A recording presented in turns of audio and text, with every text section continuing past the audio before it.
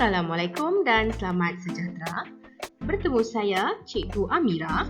Pada hari ini kita akan belajar membaca dan mengenal pasti kandungan teks bahan sastera dan bukan sastera di dalam cerita. Tajuknya ialah Kita Harus Berwaspada. Baiklah, mari kita lihat di dalam buku teks muka surat 61. Aktivitinya ialah menyatakan kandungan cerita dengan betulnya.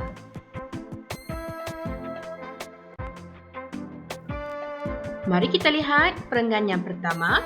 Saya dan adik kembar saya, Aiza, pergi ke taman permainan. Kami hendak bermain buaian. Sebelum kami pergi ke sana, ibu menyuruh kami memakai pakaian yang sesuai. Pakaian yang sesuai dapat mengelakkan kecederaan, kata ibu.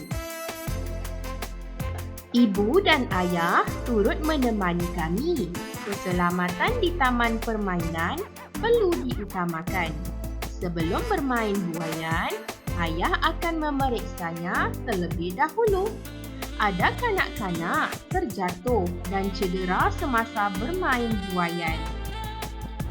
Mari kita lihat perenggan yang terakhir. Saya dan Aiza berasa selamat semasa bermain di sini.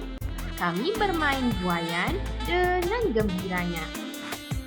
Baiklah, lengkap cerita yang telah kita baca.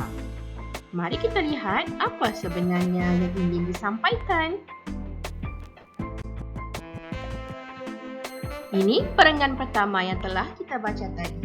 Dalam perenggan ini, dia ingin menceritakan mereka pergi ke taman permainan.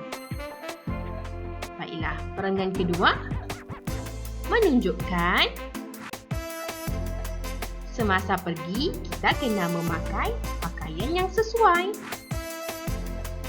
Perenggan yang ketiga, perkara penting di dalam perenggan ini ialah keselamatan di taman permainan perlu diutamakan. Dan perenggan yang terakhir, dia ingin memaklumkan bahawa mereka berasa selamat semasa bermain. Ini adalah contohnya. Mari kita cuba di dalam buku aktiviti pula.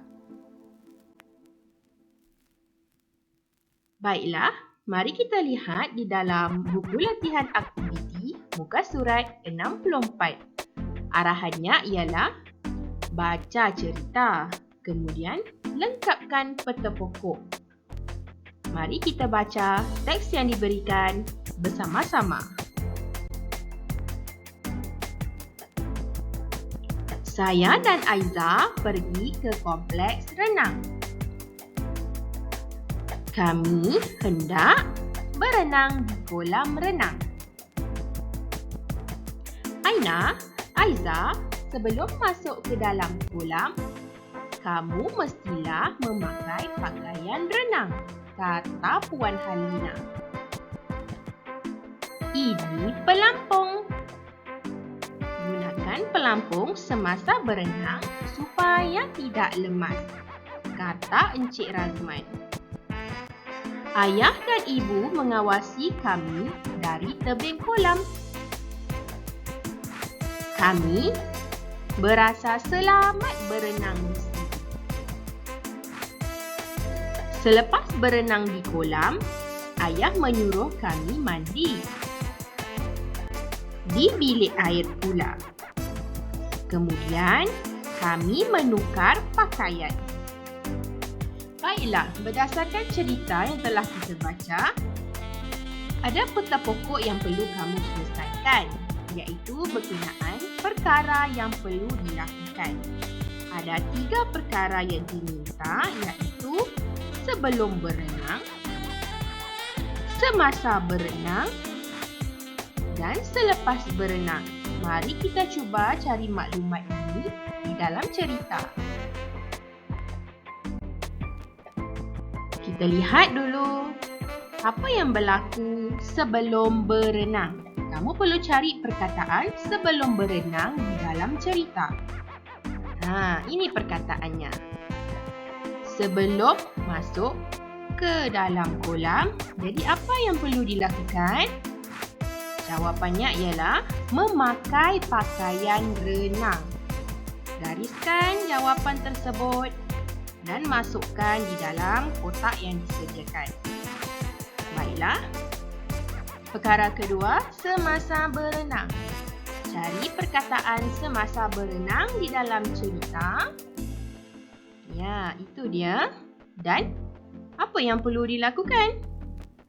Gunakan pelampung. Masukkan jawapan di dalam peta pokok. Pastikan kamu gariskan jawapan yang dijumpai. Dan ingat, apabila menulis jawapan, pastikan awal ayat menggunakan huruf besar dan di akhirnya mesti diletakkan tanda noktah. Baiklah, yang terakhir, apa yang berlaku selepas berenang? Kita cari perkataan selepas berenang. Baik, jawapannya mandi di bilik air. Okey, dan sebenarnya ada dua jawapan. Lagi satu ialah menukar pakaian. Setelah awak gariskan jawapan yang betul, tuliskan di dalam peta pokok yang diberikan. Baik, siap jawapan kita untuk hari ini. Semoga kita berjumpa lagi. Terima kasih.